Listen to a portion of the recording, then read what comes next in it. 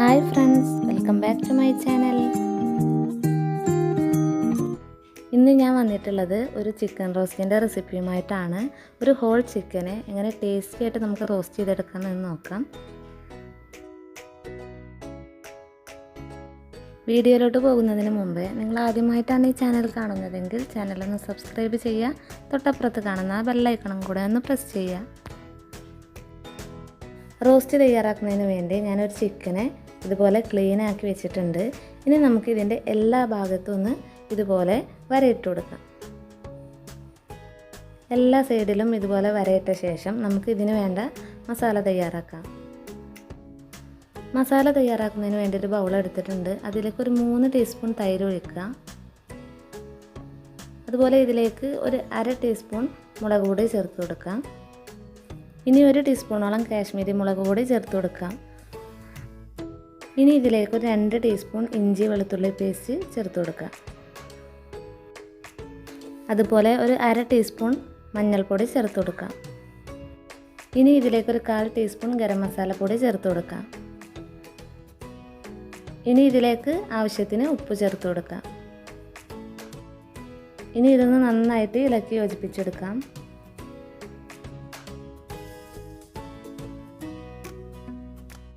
ഇനി ഇതിലേക്ക് 1 ടീസ്പൂൺ നാരങ്ങാനീര് ചേർത്ത് കൊടുക്കാം.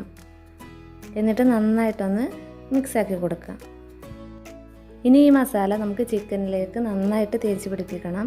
എന്നിട്ട് 1 മണിക്കൂർ മാറ്റി വെക്കാം. ഇനി ഇതിലേക്ക് ഒരു പേസ്റ്റ് തയ്യാറാക്കാനുണ്ട്. അതിനു വേണ്ടി ഒരു പാൻ വെച്ച് ചൂടാക്കി എടുത്തിട്ടുണ്ട്. അതിലേക്ക് 2 ടീസ്പൂൺ ഓയിൽ ഒഴിച്ചു കൊടുക്കാം. അതിലേക്ക് ഒരല്പം കാഷ്യൂനട്ട് ചേർത്ത് കൊടുക്കാം. ഓപ്ഷണലാണ് കാഷ്യൂനട്ട്, നിർബന്ധമൊന്നുമില്ല. എങ്കിലും കാഷ്യൂനട്ട് ചേർക്കുമ്പോൾ ഇതിനൊരു പ്രത്യേക ടേസ്റ്റാണ്. കാഷ്യൂനട്ട് എണ്ണയിൽ നന്നായി വറുത്തെടുത്തിട്ടുണ്ട്. ഇനി നമുക്കിതിൻ്റെ കളറൊക്കെ ചേഞ്ചായി വന്നിട്ടുണ്ട്. എണ്ണയിൽ നിന്നൊന്ന് മാറ്റി വെക്കാം. ഇനി ഇതേ എണ്ണയിലേക്ക് നമുക്ക് ഒരു സവാള ചെറുതായിട്ട് അരിഞ്ഞെടുത്തത് ഇതിലേക്ക് ചേർത്ത് കൊടുക്കാം. ഇത് നന്നായിട്ടൊന്ന് ഫ്രൈ ചെയ്തെടുക്കണം.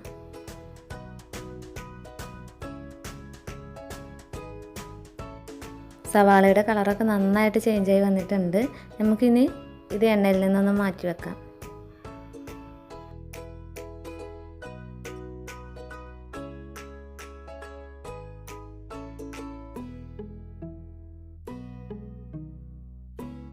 ഇതൊന്ന് ചൂടാറിയ ശേഷം നമുക്ക് ഒരു മിക്സിയുടെ ജാർ എടുക്കാം.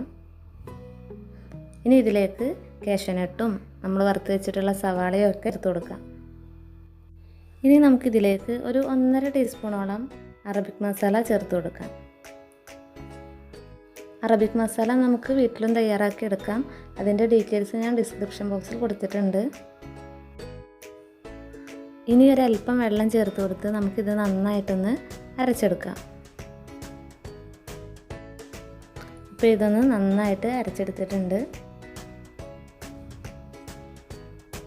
1 മണിക്കൂറിന് ശേഷം നമുക്കിനി ചിക്കൻ ഫ്രൈ ചെയ്തെടുക്കാം. അതിനു വേണ്ടി ഒരു പാൻ വെച്ച് എണ്ണ ഒഴിച്ചിട്ടുണ്ട്. എണ്ണ നന്നായിട്ട് ചൂടായി വരുന്ന സമയത്ത് നമുക്ക് നേരത്തെ തയ്യാറാക്കി വെച്ചിട്ടുള്ള ചിക്കൻ അതിലേക്ക് ചേർത്ത് കൊടുക്കാം.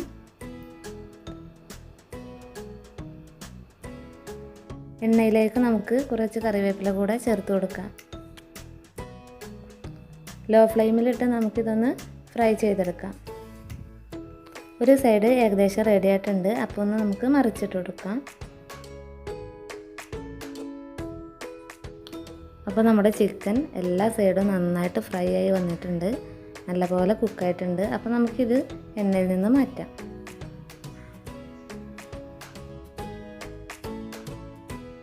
ഫ്രൈ ചെയ്തെടുത്ത അതേ എണ്ണയിൽ തന്നെയാണ് ഗ്രേവി തയ്യാറാക്കുന്നത്.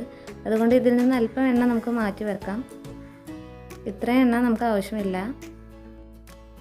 ചിക്കൻ മാരിനേറ്റ് ചെയ്ത മസാല ബാക്കിയുണ്ടെങ്കിൽ നമുക്ക് ആദ്യം ആ മസാല എണ്ണയിലോട്ട് ചേർത്ത് കൊടുക്കാം. എന്നിട്ട് നന്നായിട്ടൊന്ന് ഇളക്കി കൊടുക്കാം. ഇനി നമുക്കിതിലേക്ക് നേരത്തിയിട്ടുള്ള ആ പേസ്റ്റ് ചേർത്ത് കൊടുക്കാം. കാഷ്യൂനട്ടും ഒണിയനൊക്കെ ചേർത്ത് നമ്മൾ തയ്യാറാക്കി വെച്ചിട്ടുള്ള പേസ്റ്റാണിത്. ഇത് മുഴുവനായിട്ടും ഇതിലേക്ക് ചേർത്ത് കൊടുക്കാം. ഇതൊന്ന് നന്നായിട്ട് ഇളക്കി കൊടുക്കാം. ഇനി നമുക്കിതിലേക്ക് ഒരു 2-3 ടീസ്പൂൺ തൈര് കൂടെ ചേർത്ത് കൊടുക്കാം. ഇനി ഇതെല്ലാം കൂടെ നന്നായിട്ടൊന്ന് മിക്സാക്കി കൊടുക്കാം. ആ മസാലയുടെയൊക്കെ റോസ്മെല്ലൊന്ന് മാറുന്നത് വരെ നമുക്ക് ഇതൊന്ന് ഇളക്കി കൊടുക്കാം. ഇപ്പം നമ്മുടെ മസാല എണ്ണയൊക്കെ തെളിഞ്ഞ് നന്നായിട്ട് റെഡി വന്നിട്ടുണ്ട്. ഈ മസാലയിലോട്ട് ഒരല്പം ഉപ്പ് ചേർത്ത് കൊടുക്കാം. ഇനി നമുക്കിതിലേക്ക് നമ്മൾ നേരത്തെ തയ്യാറാക്കി വെച്ചിട്ടുള്ള അല്ലെങ്കിൽ ഫ്രൈ ചെയ്ത് വെച്ചിട്ടുള്ള ആ ചിക്കൻ ചേർത്ത് കൊടുക്കാം.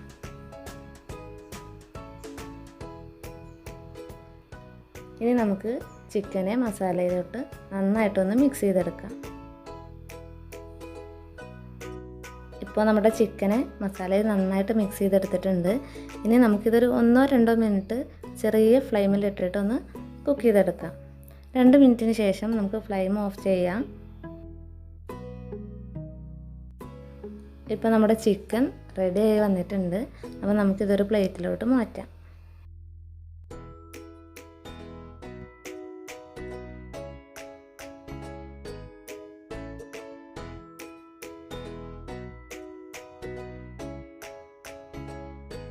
നമ്മുടെ സ്പെഷ്യൽ ചിക്കൻ റോസ്റ്റ് ഇവിടെ റെഡി ആയിട്ടുണ്ട്.